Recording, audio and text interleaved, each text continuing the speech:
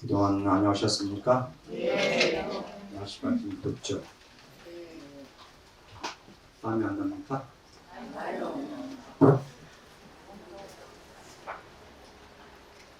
딱 보니 그 땀날까 어쩌라 안 하시는 분들 많이 계시거든요. 땀나는 게 무서워서. 우리가 보면은 그 사람의 모습 보면은 우리가 신심이 있다. 우리들은 스님들이 이렇게 평가를 해요. 아, 저 보살님 신심이 있구나. 저 보살님은 신심이 없구나. 아, 저분은 진짜 우리가 말하면 왕초보구나. 우리를 나쁘게만 해도 저분은 완전히 절에 뭐 같구나. 이렇게 표현합니다.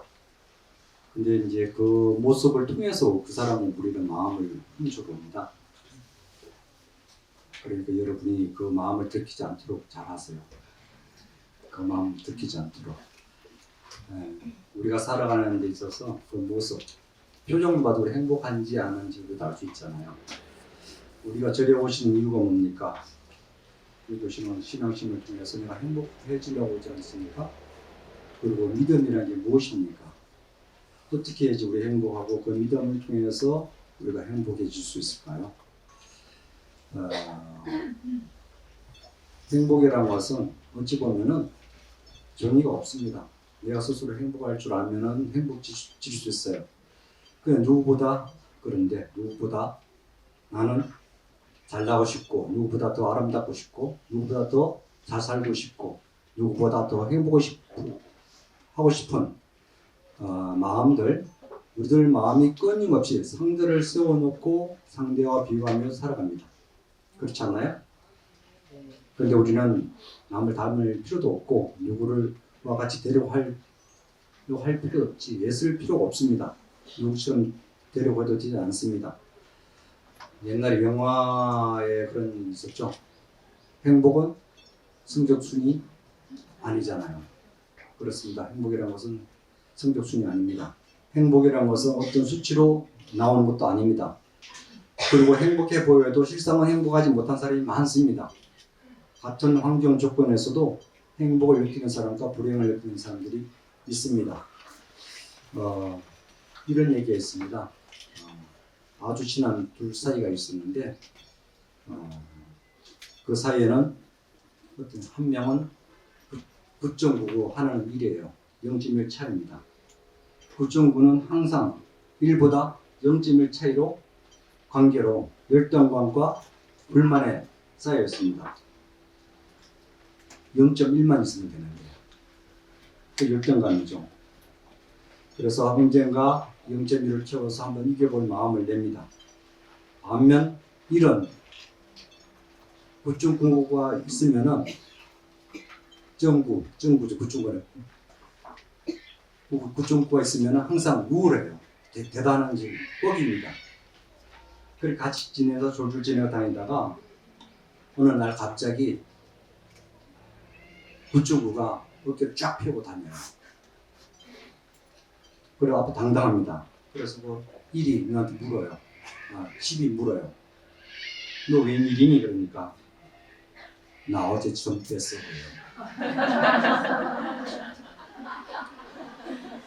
9.9에서 점 하나 빼버린 거예요. 그러니까 10이 아니라 99가 돼버린 거예요. 점 뺐어. 그러니까 점 하나. 그 점 하나 누가 찍었냐면은 누가 찍었어요? 예, 자신이 찍었습니다. 그러니까 그 점을 빼는 순간 역전이 되고 전도돼 버리는 거예요. 그 불행이라는 것은 누가 점을 찍었냐면 스스로 점을 찍었기 때문에 10이 되지 못하고 9.9가 된 거예요. 그런데 하루아침에 어떻게 됩니까? 완전히 바뀌어버립니다. 행복이라는 것은 모자란다거나 불행하다는 것은 마음의 점을 제거하는 겁니다. 그 순간에 제거하는 순간 행복해지는 것입니다. 우리 관계에 있어서 행복을 선물할 수 있거든요. 그 점 빼는 방법이 있습니다. 행복이라는 것은 상대방한테 우리는 사람이라는 것은 짐승이니까 다 마찬가지예요. 다 알아달라고 합니다. 자기를 알아달라고. 행복은 알아달라는 사람에게는 없고 알아주는 사람에게 있습니다. 서로 인정해주고 이해해주고 알아주십시오. 잘한다 잘한다 칭찬해 주십시오. 그리고 있는 거 나눠주십시오. 만약에 호주머니에 있는 것을 나누지 않으면 그것은 진짜 썩어버립니다. 나누는 자가 진짜 행복을 나눠주는 능력입니다. 마음을 나눠주십시오. 마음이란 것은 나눠줘도 비워지지 않습니다. 부귀나 명예, 성공 진짜 비결은 나눠줄 때 생깁니다. 베풀면은 행복해집니다. 옛날에 진짜 자기밖에 모르는 부자가 있었답니다. 돈이 아주 많아서 물질은 아주 풍부했는데 마음은 늘 편안하지 못해서 하루는 인자한 큰 스님을 찾아가서 상담을 합니다. 스님, 저는 부족하게 없는데 늘 불행한 마음이 가득 찹니다. 그렇게 상담하니까 스님께서 이렇게 합니다. 잠깐 내려오더니 창가에 서가지고 바깥을 바라보고 합니다. 그 창가 들어가서 무엇을 그 창가에서 통해서 무엇을 보입니까? 그러니까 지나가는 사람들 보입니다. 이렇게 얘기합니다. 스님은 이번에는 그를 데리고 큰 골 앞에 서게 합니다. 그러면서 무엇이 보입니까? 그랬더니 뭘 보일까요? 제 얼굴이 보입니다. 이렇게 얘기해요. 창문을 통해서 지나가는 사람이 보이고 그 앞에는 자기 얼굴이 자기 모습이 보이는 거예요. 그러니까 큰 스님께서 하시는 얘기 잠깐 이렇게 합니다. 창문이나 거울은 모두 유리로 되어 있다. 그러나 거울 뒤에는 무엇이 있다? 수은이 칠해져 있다. 수은이 칠해졌기 때문에 그건 자기 자신밖에 못 보게 되어 있다는 거예요. 같은 거울인데. 마찬가지로 우리들이 내면에 있는 탐욕이라는 수원, 그걸 위해서 막아버립니다. 그래서 자기밖에 볼 줄 모르는 거예요. 자기밖에 볼 줄 모르기 때문에 불행하다는 것입니다. 이 세상에는 본 것이 하나도 없습니다. 흔히들 횡재했다고 그러는데 횡재를 하면은 반드시 횡행을 당합니다. 그리고 그것은 분명히 인과의 법칙이에요. 물질이라는 것은 그런 것입니다. 부는 홀로 오는 법이 하나도 없습니다. 분명히 어두운 그림자를 동반합니다. 우리들은 어떻게 살아갑니까? 나 자신만 보고 살아가는지 한번 생각해 보십시오. 이웃들을 생각하면서 살아가십니까? 아니면 기도하시면서 나 자신만을 위해서 기도하지 않는지 한 번쯤 이웃을 위해서 기도하는 마음을 내고 있는지 한번 생각을 해보십시오. 오늘 여기 백중기도하고 초로 신중기도 하러 오셨는데 누구를 위해서 기도하셨어요? 누구를 위해서? 뭐 백중기도니까 영가기도 하셨을 것이고 신중기도 할 때는 온 가족 기도 하셨죠. 그죠? 남을 위해서 기도를 해본 적 있으십니까? 이웃을 위해서, 옆에 있는 도반을 위해서, 아니면 앞집에 있는 힘든 가족을 위해서. 열심히 기도하는 친구와 열심히 신심 있는 기도하는 친구와 신심 없는 친구 둘이가 있었는데 둘이서 배를 타고 가다가 배가 난파를 당했대요. 그 난파를 당해서 어떤 외딴섬에 도달합니다. 그래서 그곳에 둘이 간신히 사는 둘이는 그곳을 벗어나기 위해서 날마다 신에게 기도를 합니다. 그래서 오른쪽에 한 명 가고 신심 있는 사람은 오른쪽하고 신심 없는 사람은 왼쪽으로 갑니다. 각각 떨어져서 기도해요. 그래서 일단 난파에서 외단속 떨어졌으니까 첫 번째 먹을 거 달라고 기도를 합니다. 근데 신심 있는 오른쪽에 간 신심 있는 친구는 기도가 안 들어요. 근데 왼쪽은 기도하니까 먹을 게 생겨요. 바다에서 과일이 떠내려와요. 그래 주린 배를 채웁니다. 그리고 먹을 거 달라고 기도했더니 이제 먹는 것은 해결했습니다. 그러니까 그 외딴 살다 보니까 너무 외로워요. 너무 외로워서 어떤 기도했을 것 같아요? 같이 살 여자를 구합니다. 기도해서 나를 함께할 여자가 생겼으면 좋겠다고 기도했더니 또 생겨요. 누구한테? 신심 없는 친구한테 생깁니다. 그리고 신심 없는 친구가 그러니까 여자랑 살니까 어떻게 생길까요? 자식이 생기겠죠. 자식이 생기고 그러니까 자식이 생기니까 이제 그 섬을 벗어나고 싶은 거예요. 그래서 또 기도를 합니다. 우리 가족이 이 섬에서 벗어나게끔 해달라고 간절히 기도합니다. 그랬더니 신심 없는 친구가 또 해결이 되네요.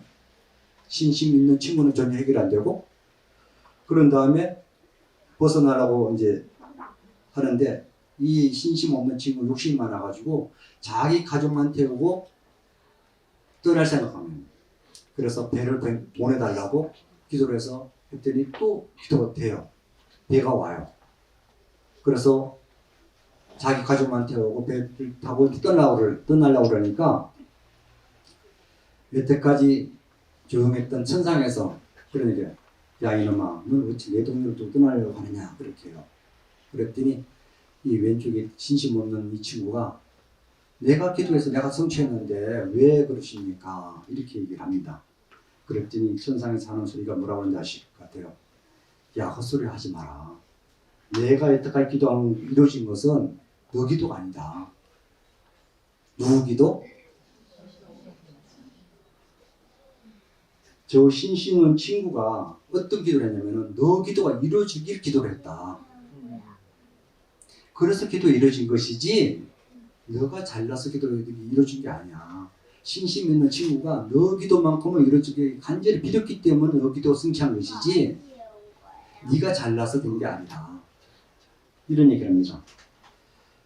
그래서 기도라는 것은 내가 나 자신을 위해서 기도하는 것보다도 내가 이웃을 위해 기도하는 것이 훨씬 잘 이루어져요. 이것을 여러분이 명심하셔야 됩니다. 내 자신을 위해 기도하는 것은 탐욕이 될 수 있지만은 내가 남을 위해서 기도하는 것은 베품이에요. 우리가 남을 위해서 하는 것은 잘 되는데 기도하면 잘 되는데 나쁜 주부도 참 잘 듣거든요. 나처럼 잘 되는 보자 그러면 진짜 안 돼요. 그래 자기 기도는 더 안 되거든요. 그래서 오를수록 우리는 서로를 베풀어야 합니다. 그래서 따뜻한 마음이 있어야 하고 이웃이 따뜻하고 행복한 존재들이 존재해야 됩니다. 오를수록 그리고 우리가 검소해야 돼요. 그래서 거품을 빼야 합니다. 우리가 쓸 것은 쓰지만은 그렇지 않으면 없애야 됩니다. 주머니 안에 숨겨진 돈은 돈이 아니에요. 산다는 것은 서로 나누는 삶이 되어야 합니다. 내가 알 수 없고 불안한 그 마음, 기도와 믿음, 신앙을 통해서 나의 불안 마음을 극복하고 원하는 바를 성취하고 했을 때 이것이 곧 기도가 됩니다. 기도를 하면 여러분 성취된다고 믿습니까? 교회가 아니구나. 교회는 믿습니까? 그러면은 우리는 반반도 아니고 3분의 1도 아니고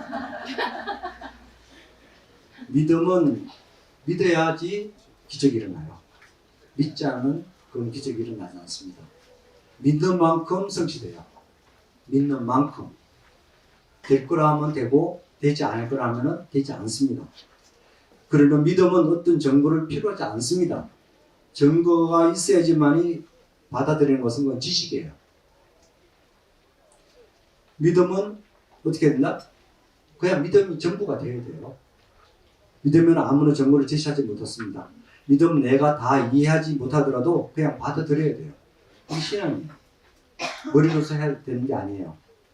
머리는 계산이고 지식이에요. 우리가 무엇을 원한다면 어떻게 해야 된다? 그냥 간절히 기도하시면 됩니다. 지금 무엇을 하지 못하거나 일이 안 되는 것은 그만큼 스스로가 간절히 원하고 있지 않기 때문이에요. 간절한 마음이 있으면 된다고요. 해도 그만 안 해도 되만 그런 마음이 있기 때문에 안 되는 것입니다. 지극정성하면 왜 안 됩니까? 되지 않는 일은 아무것도 없어요, 사실. 아름다운 세상을 보는 눈은 아는 만큼 본다고 그러지 않습니까? 그리고 아는 만큼 듣고 이해를 해요. 듣지 못하는 것은 이해를 못하기 때문에 듣지 못합니다. 기도는 그래서 믿는 만큼 간절한 만큼 이루어지는 것입니다. 그리고 나눔은 주는 만큼 받습니다. 뿌리는 만큼 거둬들입니다. 기쁨은 미소 짓는 만큼 즐겁고 웃는 만큼 복이 온다고 그러지 않습니까? 웃는 만큼 복이 온다고요.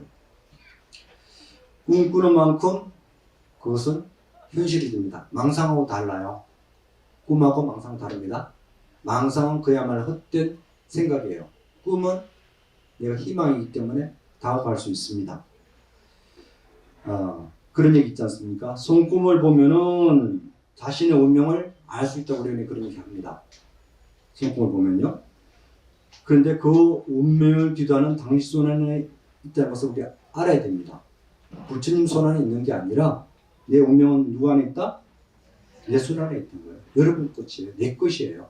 내 운명을 내가 자제하지 않은 것입니다. 우리들이 살아가면서 순간순간을 위해 기도하는 것이 끝이 없는 일입니다. 어찌 보면은 힘든 일 붙을 때마다 기도하는 마음으로 하시면 됩니다. 그러면 극복이 돼요. 안 된다고 포기해버리면, 좌절해버리면 그거는 해결되지 않습니다. 시련을 가져주는데 우리들 자신들이 이웃들한테 한번 친절을 베푸면 그 앞집에 친절을 베푸면 앞집에서 떡이 돌아오잖아요. 그렇지 않아요?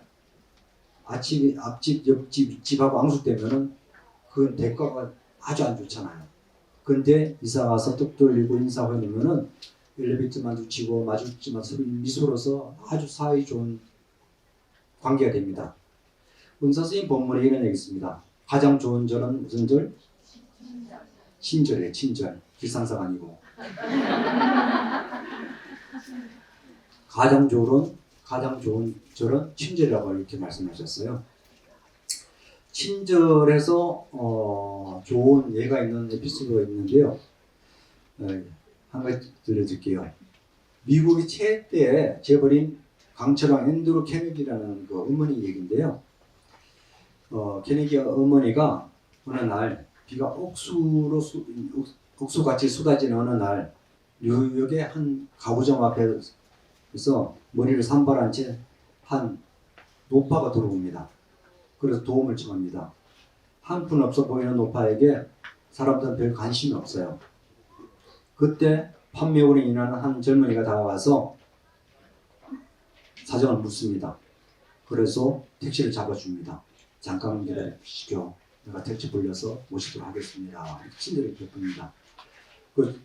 그리고 친절을 베푸고 택시를 불려서 태워드리는데 그 노파가 마지막에 이 젊은이, 이 종이에 젊은이 이름과 주소를 좀 적어다오 이렇게 해요.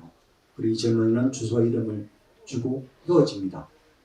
그리고 그 이튿날 그 가구점에 미국의 최대 재벌인 강철왕 앤드루 케네디가 전화를 해요. 그가 어떻게 하면 최근 자기가 스코틀랜드에 큰 섬 하나를 매입했는데 그 섬 안에 채울 가구를 당신이 맡아주십시오 이렇게 해요. 그뿐만 아니라 당신이 와서 가구 배치와 모든 책임을 맡아주십시오. 모든 일을 직접 해달라고 부탁합니다. 그러자 그 가구점 총책임자가 났어요. 이제는 아무도 몰라요. 저 갈게요. 그랬더니 그 어머니가 그럽니다. 그럼 나 이 집 가게 가구 구입하지 않을 겁니다. 제가 원하는 것은 그 젊은이의 친절 때문에 하는 것이지 잘 하라고 하는 거 아닙니다. 이렇게 합니다. 이 젊은이가 그래서 모든 것을 책임을 집니다. 친절 하나로 팔자가 바뀌어버려요. 우리 삶은 어찌 보면 한순간이에요. 불행도 친절도 한순간에 바뀝니다. 길상사 사무실에 있다 보면 별별 사람이 다 오거든요. 제일 큰 풀이 많은 것이 뭐죠? 불친절하다는 거. 요즘은 굉장히 친절해요. 새로운 직원이 왔거든요. 새로운 직원이 와서 아주 나가나게 하고 또 자원봉사자들이 오셔가지고 아주 친절합니다. 옛날에는 불친절했다는 얘기 아닙니다. 제가 볼 때 아주 친절해요. 다만 불자님들이 요구치에 못 미쳤을 뿐이에요. 여러분도 다시 한번 물어보십시오. 한번 테스트 해보십시오. 10분만 부르면 짜증 안 나는 사람입니다. 자기 이름 10분만 부르면 짜증내요. 그런데 사무실에 보면 똑같은 상황을 똑같은 질문을 계속 반복해요. 그것도 연세 드신 분들. 안 들리는, 다 연세 드신 분들이니까 안 들리 짜증내겠죠. 몇 번 하면 짜증내요. 그럼 이쪽에서도 약간 한계가 오겠죠. 그러면은 반응은 불친절하다고 얘기하는 거죠. 여러분이 자식이고 여러분의 아들, 딸이 공부한다 생각해 보십시오. 그러면은 자기 아들, 딸한테 불친절하다 할 수 있겠습니까?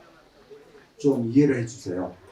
지금 새로운 식구들이 지금 정말 굉장히 바쁘거든요. 모르더라도 이해를 해주십시오. 그래서 이제 우리 직원한테, 봉사들한테 그러면 됩니다. 무조건 이제 왔습니다. 봉사자입니다. 먼저 얘기합니다.